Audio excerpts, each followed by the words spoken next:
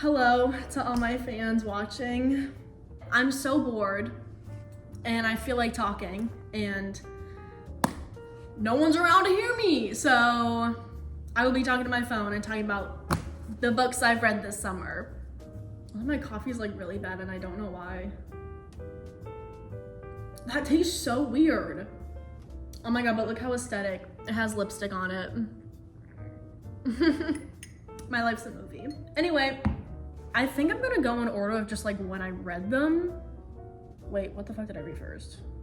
Okay, first book, hold on. Night Bitch by Rachel Yoder.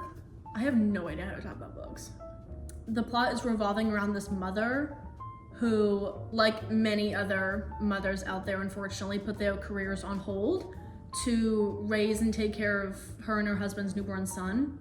But she randomly gets these symptoms that are dog-like, and she eventually completely turns into one at night, and she's overcome with this new sense of freedom and discovery within herself.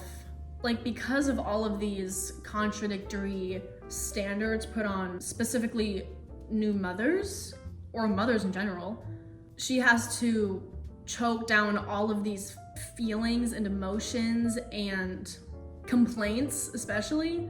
But this new animalistic feature she now has allows her to reach down her throat and just like yank out all of these feelings, and she has an outlet for it.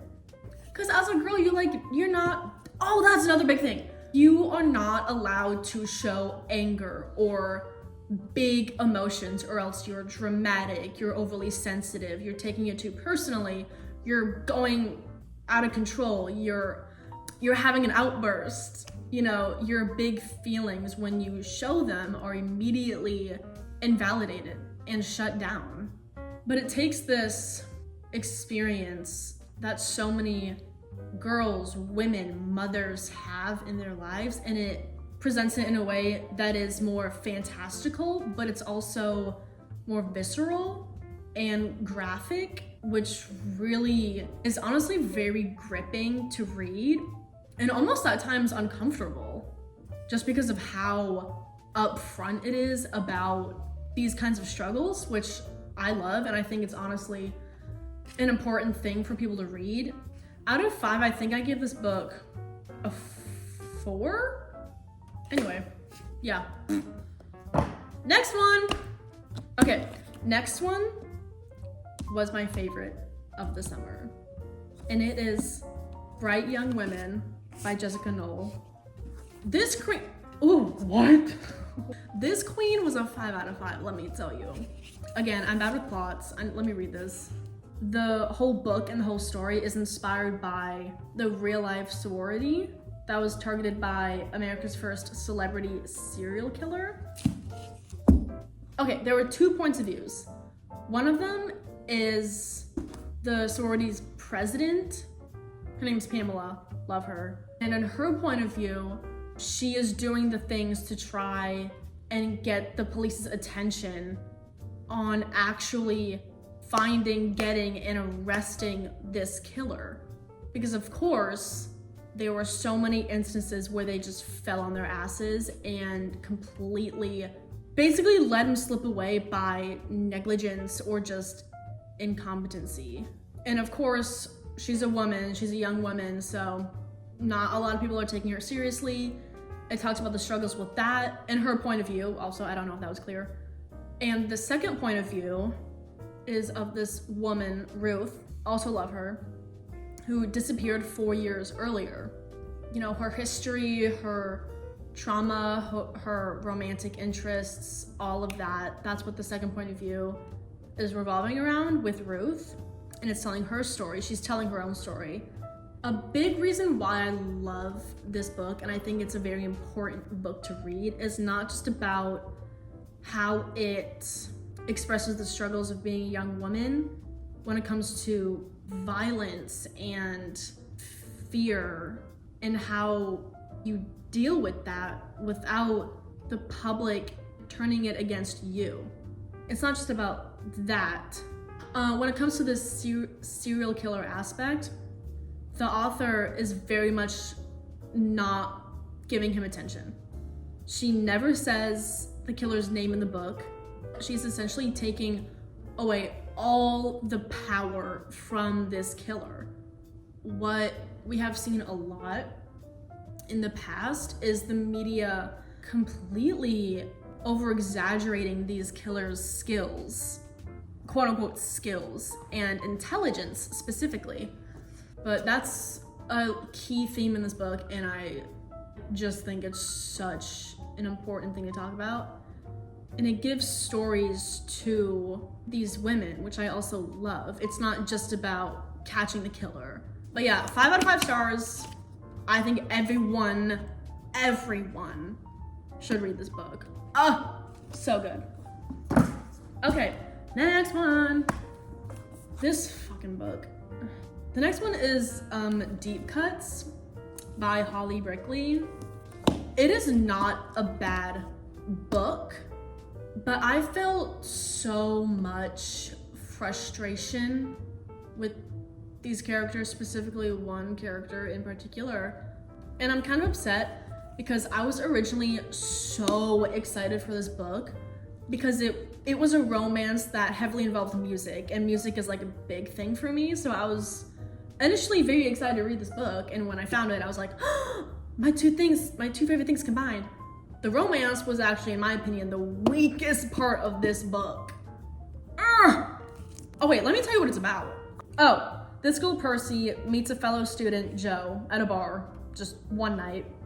Percy, like me, has no talent when it comes to writing music or playing an instrument or singing, but she has a lot of opinions about music. And apparently Joe writes music and is in a band. And Joe asked Percy for feedback on one of his songs, and that is kind of what sparked their whole relationship. They have a lot of ups and downs. It's technically platonic, but you know, there is that tension. It's very much that miscommunication trope, and it's like one person is ready to take it further, the other person isn't ready, but then a year will pass and all of a sudden the roles are reversed. That's kind of the vibe of the relationship. Some people like that, some people don't. I don't. But anyway, enough of what I didn't like about the book. The writing revolving around the music is so gorgeous. Oh, and each chapter has the title of like a song, which I will say the characters are very real, especially when it comes to their flaws. It's kind of in between being a book about the growth and evolution of this young college girl into becoming a career woman and talking about her passions and what she wants to do. It's in between that and that kind of story versus a shitty romance book where the highlight is supposed to be this romance. I think it should have leaned more into one or the other. If you're gonna do the romance, Mama, it's gotta be better. I gotta not hate the guy so much if you're gonna make a romance book. I hate Joe. Immature little. Percy has issues too. Percy's got her issues. But of course, being from her point of view, I have more sympathy for Percy than I do Joe. And that's why I think if you wanna be romance, do the different point of views. 3 out of 5. Next book, Love. It's called Set My Heart on Fire by Azumi Suzuki. This book was so emotionally heartbreaking in the most beautiful way possible. I'm gonna just read this word for word. An intimate exploration of passion, music, and transgression. Don't let it fool you. Music is not a huge driving point in the book. It's a cute little accessory. It's set in the underground bar and club scene of what year? Oh, the 1970s in Tokyo. It's not technically like an autobiography, but you can completely tell that she put so much of herself in this book, and I think that's what made it so memorable. But again, one of those books, there's no technical plot, but it goes through Azumi's, the character, life in her 20s, the struggles that she endures, both internal and external. It's genuinely interesting reading how this character internalizes the things she goes through. It's such a raw and vulnerable book. You're opened up to different mindsets and emotions that a person can have in these different fight or flight scenarios, really. And just the choices she makes based on how she views herself. But it touches on things that are very like guttural emotions that are hard to read about because they're so like no one wants to talk about them. There's desire, there's mistaken relationships, there's, you know, all of these kinds of things. And it truly left me just jaw dropped. I think I gave it 4 out of 5 out of stars. Oh, 4.5 out of 5 stars. Oh, this is Conversations with Friends by Sally Rooney. The plot is essentially 2 friends. It's in the point of view of Frances, which is apparently a cool-headed and darkly observant young woman, and her friend Bobby. She's the like beautiful, everyone loves her, you know, that kind of friend dynamic. Frances writes poetry, but then both Frances and Bobby like perform it, and then they meet up with Melissa, who is a well-known photographer, and she wanted to do a piece on this poetry duo, Frances and Bobby. And essentially Frances gets involved with Melissa's husband, Nick. It's very much about Frances, her internal dilemmas, how her personal insecurities plays out with Nick, plays out with Bobby, her best friend, plays out with Melissa. She's low-key, like, kind of selfish. It goes about how her choices quite literally affect the people in her life and affect her in turn. The book is very much tea. I think the characters could have been fleshed out a little more. Just a little more. I think the book could have been elevated a little more if there was more given to Bobby or more given to Nick. Just like things that would emphasize their character even more, if that makes any sense. I gave this, I think, 3.5 out of 5 stars. It was kind of a fun read at points, but you definitely get frustrated with Frances, the character, which I think is a good sign because it does show the realness of the character and her flaws. Just the self-destructive cycle she gets wrapped up in. If you like drama, if you like real characters and want to connect with a character on levels that you don't necessarily want to openly talk about, but you want to feel validated, then this is a good book. That was that one. Last book, I hope my phone doesn't die. Creation Lake by Rachel Kushner. I actually really loved this book. I felt really smart reading it.